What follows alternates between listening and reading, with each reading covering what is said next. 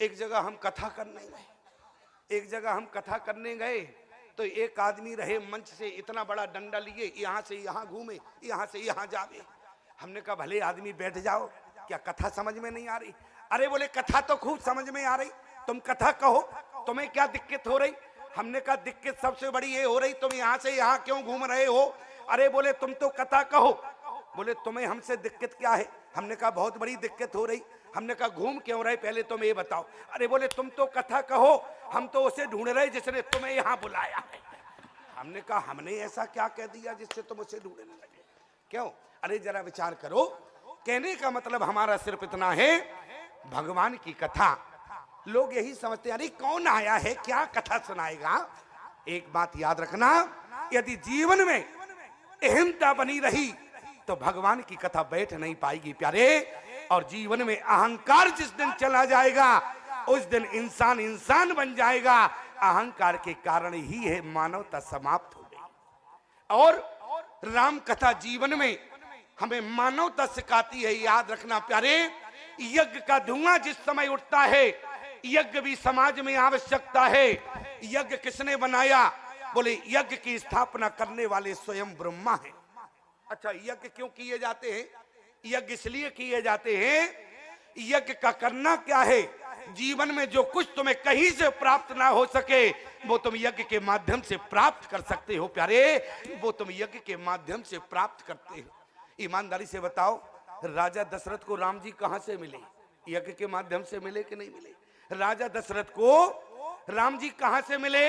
यज्ञ के माध्यम से मिले। विश्वामित्र जी को राम जी कहां से मिले?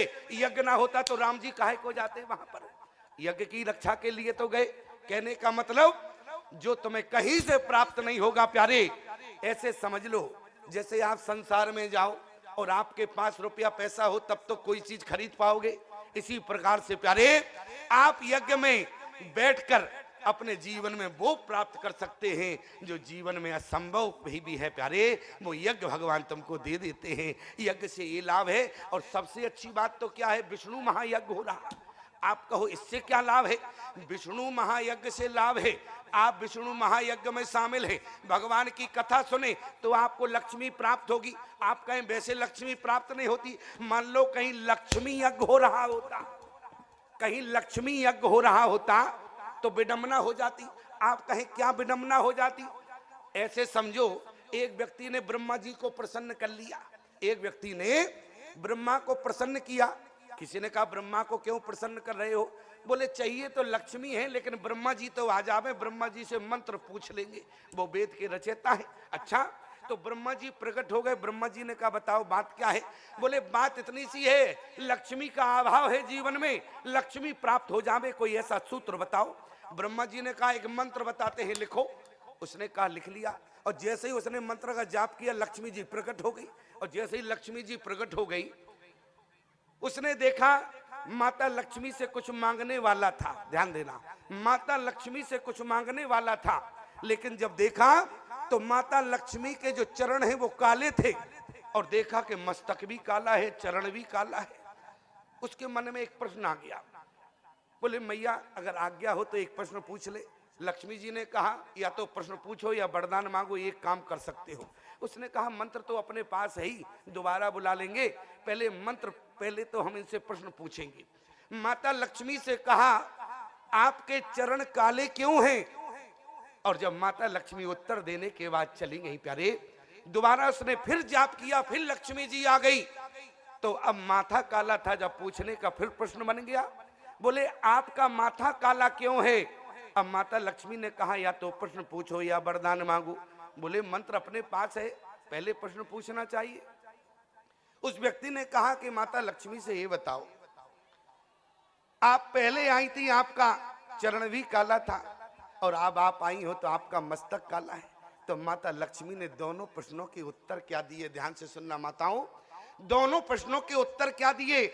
माता लक्ष्मी ने कहा जो संसार में अत्याचारी, दुराचारी, पापाचारी, लक्ष्मी को चाहने वाले जो हमारे चरणों में अपना सिर पटकते हैं, उनके सिर पटकने के कारण हमारा चरण जो है काला हो गया।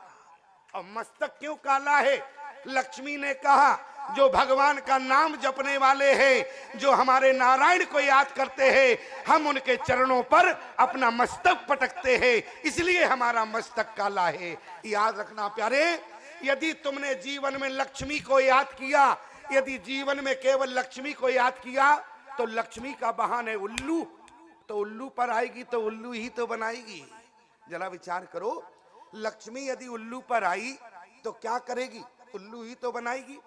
और यदि तुमने लक्ष्मी को नारायण के सहित याद किया, क्योंकि लक्ष्मी के वाहन हैं दो, एक तो है उल्लू और दूसरा है गरुण। और जब लक्ष्मी उल्लू पर आती है तो समाज में उल्लू बनाकर चली जाती है, और जब लक्ष्मी नारायण के साथ आती है तो जीवन में कहीं जाती नहीं है। इसलिए याद रखना प्यारे, विष्णु महायज्ञ है, यहाँ आपको लक्ष्मी भी प्राप्त होगी, भगवान की कथा भी मिलेगी प्यारे। और कौन सी लक्ष्मी मिलेगी? जो गरुड़ पर बैठकर आएगी, जो जीवन में प्राप्त तो होगी, कभी जाएगी नहीं। निवेदन क्या है? एक मारे त्रेता जुग माही, एक बार त्रेता जुग माही, शंभु गए कुंभज ऋषि पाही, शंभु गए कुंभज ऋषि पाही, संग सती जगे जननी भवानी, संग सखी जग जननी भवानी, पूजे ऋषि अखिलेश्वर जानी, पूजे ऋषि अखिलेश्वर जानी, राम कथा मुनि बरज बखानी, राम कथा मुनि बरज बखानी, सुनी महेश परम सुख मानी, सुनी महेश परम सुख मानी, सुनी महेश परम सुख मानी। आज शंकर भगवान को भगवान की कथा सुनने के बाद सुख नहीं मिला प्यारे, परम सुख मिला है। और शंकर भगवान कुछ दिन तक रहे। देखो सती के चरित्र पर, अच्छा बताओ चरित्र का मतलब क्या होता है? जीवन में चरित्र से कुछ सीखा जाता है। क्यों? चरित्र से तो माता सती का जो चरित्र है वो हम और आपको कुछ ना कुछ सिखाने के लिए है। माता सती का चरित्र हम और आपको कुछ सिखाने के लिए है। ऐसे समझो, दो भाई थे और दोनों भाई के माता पिता गुजर गए, तो उनका दोनों का जीवन कहां गया? एक भाई था तो मंदिर में जाकर झाड़ू लगाता था, और दूसरा भाई दारू के ठेके पर जाने की आदत पड़ गई।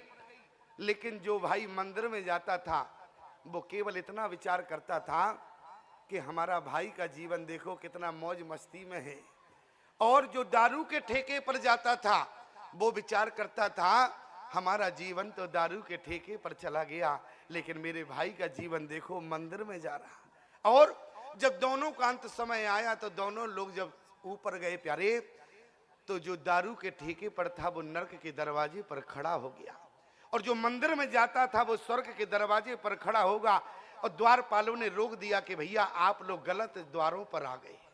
दारू के ठेके वाले ने कहा नहीं नहीं भैया, मैं तो जीवन भर दारू के ठेके पर रहा, मुझे नरक ही प्राप्त हुआ होगा। लेकिन उसी समय उसके द्वारपाल ने कहा, नरक के द्वारपालों ने कहा कि भैया तुम्हें तो स्वर्ग का द्वार मिला है। क्यों? बोले तुम्हारा जीवन तो दारू के ठेके पर रहा। याद रखना प्यारे, तन से किसी की गति नहीं होती है, मन से गति होती है। तन तुम्हारा दारू के ठेके पर रहा, लेकिन मन तुम्हारा भगवान के मंदिर में लगा रहा, इसलिए मन से गति होती है। और मंदिर वाला नरक में पहुंच गया। क्यों? बोले तन तो मंदिर में था, लेकिन मन दारू के ठेके पर था। प्यारे याद रखना, आपका यहाँ पर तन रहा, तन जरूरी नहीं है, यहाँ पर मन जरूरी है। तन के साथ मन आ जावे प्यारे, तो तुम्हारा कथा सुनना सार्थक हो जाएगा। क्यों? भगवान भी कहते हैं, बोले तन तुम्हारा प्रिय नहीं है, निर्मल मन जन आरि सो मोहे पावा। निर्मल मन जन आरे सो मोहे पावा। मोहे कपट छल छिद्र न भावा।